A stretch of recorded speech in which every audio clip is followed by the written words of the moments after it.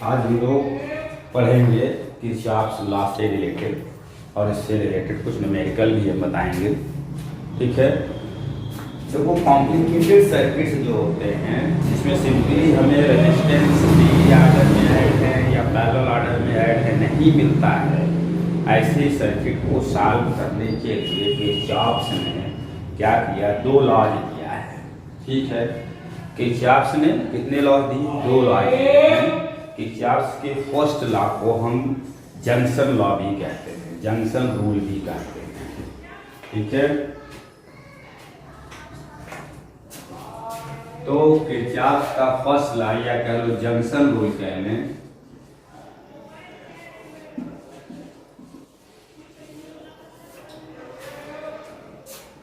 Junction rule क्या कहता है, इसके अकॉर्डिंग सर्किट के किसी एक जंक्शन पर, जैसे जंक्शन का मतलब ये होता है, हम लोग सुने होंगे कि जो चारबाग रेलवे स्टेशन है ये क्या है, जंक्शन है। जंक्शन का मतलब ये होता है कि एक ऐसा प्लेस जहाँ पर कई जगह से ट्रेनें आकर मिलती हों, जाती हों। ठीक है, एक सेंटर बन जाए और कई जगह के लिए वहाँ से ट्रेनें मिलें, तो उसको हम लोग कहते हैं जंक्शन।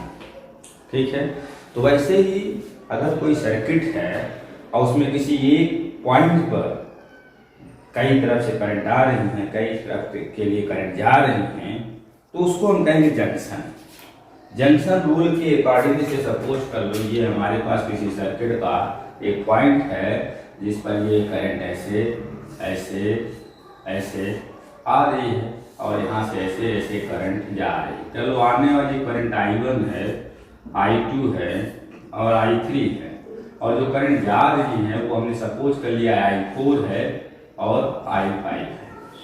ठीक है, जंक्शन रूल के अकॉर्डिंग क्या होता है, किसी सर्किट के किसी जंक्शन पर जितने भी करंट्स मिलते हैं उनका अलजेब्रिक सम जो होता है वो जीरो होता है। Algebraic sum of all currents meeting at a point of a circuit become equal to the zero.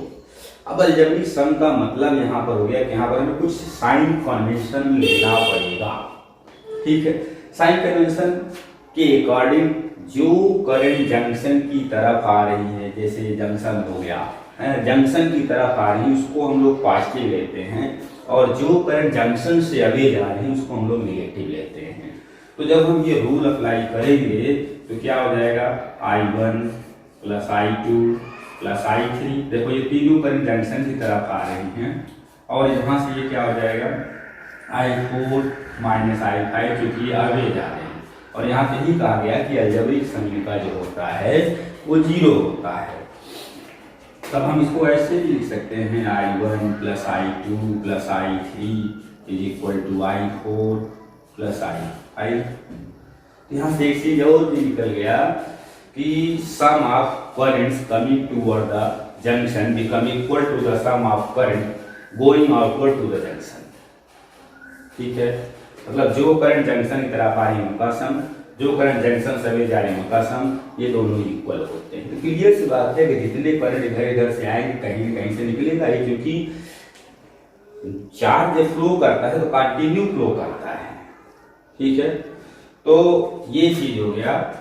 तो हम यहाँ पर एक चीज और शॉर्टकट में भी लिख सकते हैं कि sigma I is equal to zero. जब भी हम किरचॉफ्स का फर्स्ट लॉ जंक्शन रूल बताएंगे उसमें ये जरूर लिखते हैं sigma I is equal to zero. फिर से हम बता देते हैं कि according to this rule algebraic sum of all currents meeting at the junction of the circuit become equal to zero. It mean sigma I is equal to zero हो जाएगा। ठीक है, तो अलजेब्रिक सम का मतलब हो गया कि मैं यहाँ साइन कुछ ना कुछ कन्वेंशन अप्लाई करना पड़ेगा। तो साइन कन्वेंशन में ये दिया गया कि जो करंट जंक्शन की तरफ आएगी उसको पॉजिटिव लेंगे और जो जंक्शन से अवे जाएगी उसको निगेटिव लेंगे, जैसे हमने यहाँ पर तुम्हें दिखाया है। फिर यही से एक चीज और निकल करके आया कि sum of the currents which comes toward the junction become equal to the sum of currents which goes out, away जो जाती है उनके सम के इक्वल हो जाएगा। ठीक, और ये जंक्शन रूल जो होता है ये कंजर्वेशन लॉ ऑफ चार्ज पर डिपेंड करता है। मतलब जैसे यहाँ करंट का फ्लो होने का मतलब चार्ज फ्लो हो रहा है, इधर से चार्ज आया, इधर से चार्ज आया, इधर से चार्ज आया, तो यहाँ पर कलेक्ट नहीं हुआ, वो चार्ज फिर इधर इधर कहीं कहीं क्या हुआ, मूव कर गया। मतलब हर एक जगह पर चार्ज कांस्टेंट बना रहा, केवल वो क्या कॉन्टिन्यूसली फ्लो हो रहा है। ठीक है, ये फर्स्ट रूल हो गया। ऐसे ही अगर हम जंक्शन किरचॉफ का सेकेंड लॉ की बात करें, जिसको हम लोग कहते हैं close loop law, close loop rule या लॉ जो भी कह लो। ठीक है, क्लोज लूप क्या होगा, अब जैसे देखो ये हमने एक सर्किट डायग्राम बना रहे हैं,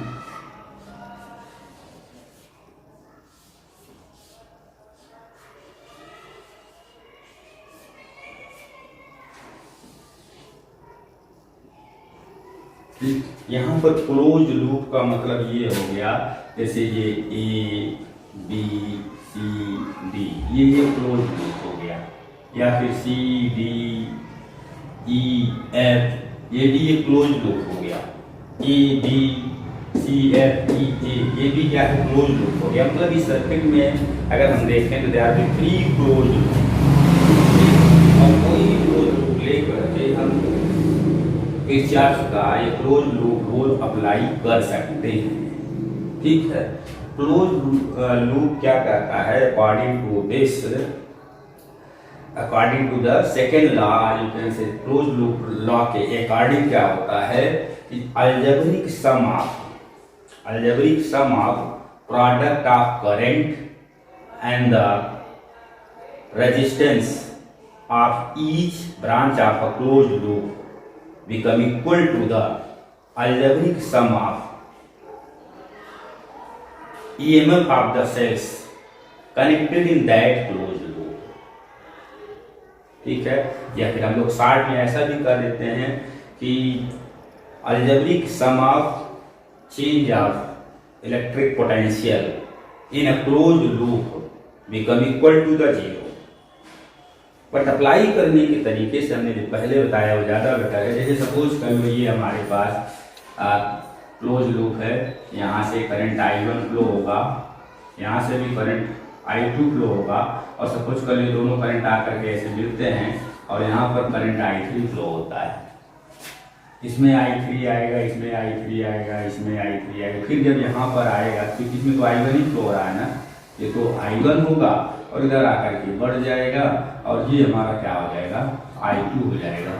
क्वांटिन्यू फ्लो ऑफ द करंट हमने दिखा दिया। अब कोई भी क्लोज लूप ले, जैसे ये है तो हमने क्या कहा, product of current flowing in each branch and the resistance of respective branch का जो अलजेब्रिक सम होगा वो 0 होगा।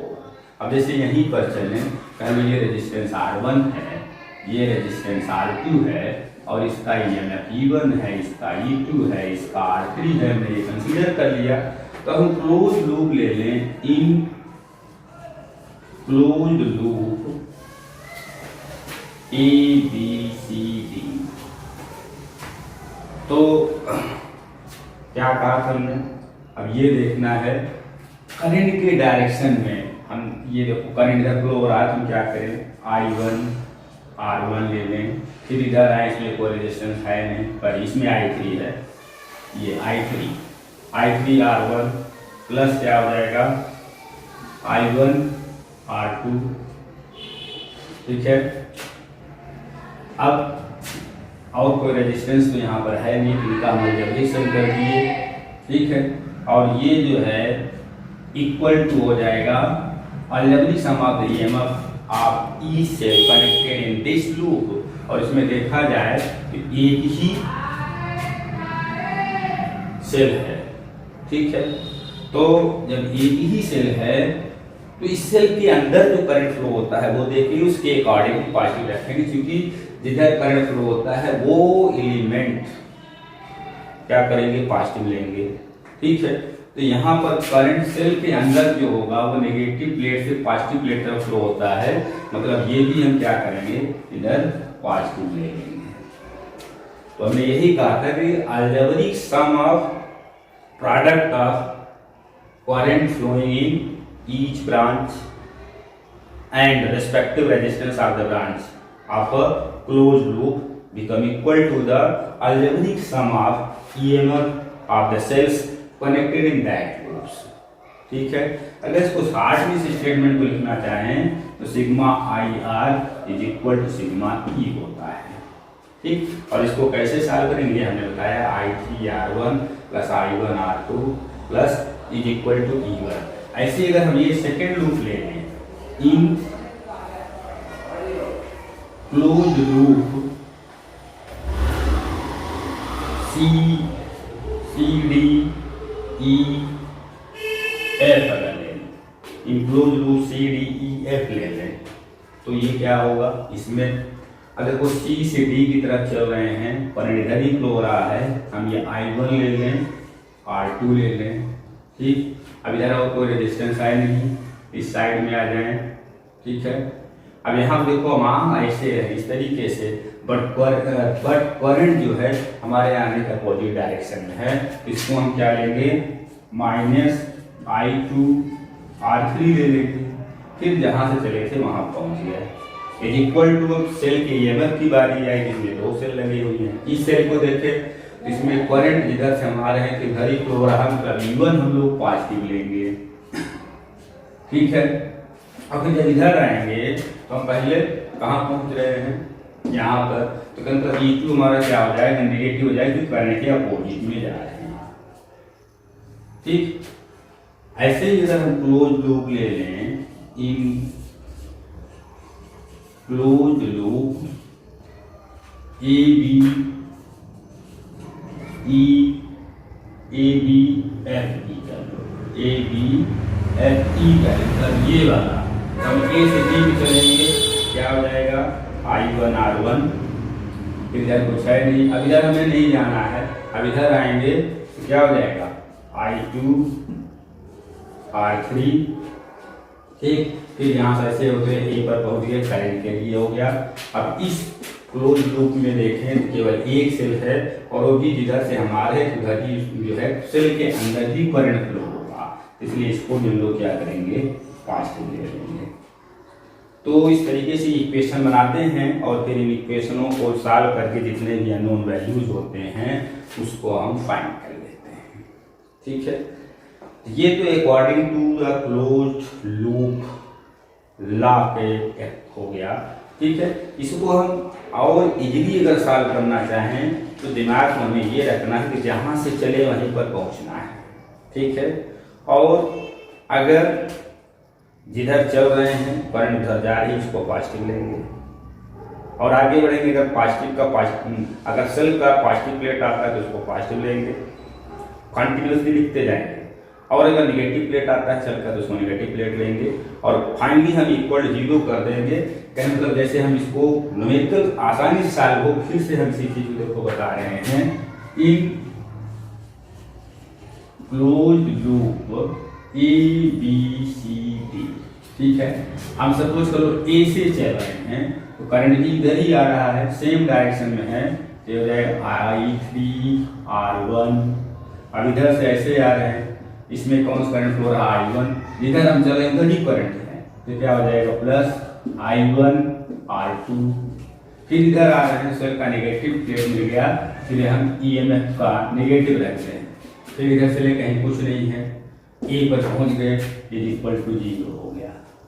ठीक, फिर ये क्या हो जाएगा, I3 R1 I1 R2 is equal to E1। अगर देखोगे जो इक्वेशन ये है वही इक्वेशन ये है, लेकिन इसमें थोड़ा सा हमने केवल चेंज किया है कि इक्वल उधर जाना नहीं, इक्वल की इधर ही है। अगर करंट जिधर मूव कर रहे हैं करंट उधर है तो उसको पॉजिटिव लेंगे, और अगर पक्ष में सेल पड़ रहा, सेल का नेगेटिव प्लेट पड़ रहा, नेगेटिव EMF रखेंगे, पॉजिटिव प्लेट पड़ रहा तो पॉजिटिव EMF रखेंगे।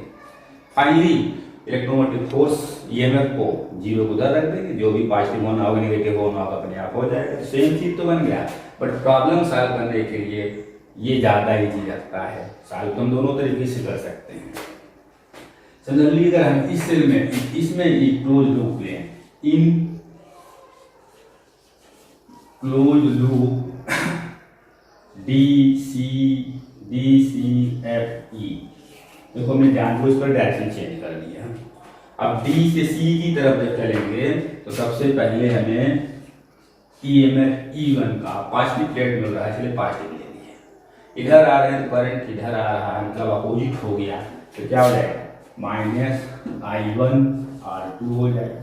फिर हम ऐसे आ रहे हैं, अब इधर देखो करंट के डायरेक्शन में हम चल रहे हैं, I2 करंट इधर फ्लो हो रहा है, इधर आ भी रहे हैं, तो प्लस में हो जाएगा +I2R3। नेगेटिव प्लेट मिल रहा -E2। फिर D से चले थे, D पर पहुंच गए =0। ठीक है, अब इसको भी देखो हम सेम ऐसे ही इक्वेशन अगर लाना चाहें, यहाँ क्या हो जाएगा, इसको उधर ले चले जाएं, I1R2 पॉजिटिव हो जाएगा, इसको उधर ले जाएंगे माइनस हो जाएगा I2R3, और ये इधर है उधर ही रहने दें, मतलब E1 - E2 हो जाएगा। सेम इक्वेशन बना वहाँ पर ही। तो जैसे भी हम क्वेश्चन को सॉल्व करना चाहें वैसे ही, बस तरीका हमारे पास एक क्लियर होना चाहिए हमें करना क्या है। किरचॉफ लॉ से प्रॉब्लम जो है आसानी से सॉल्व हो जाता है। ठीक है, अब ये जो है भाई क्या है, I1R1 जो हम लोग प्रोडक्ट करते हैं, ये देता है क्या, potential loss to remove the resistance of the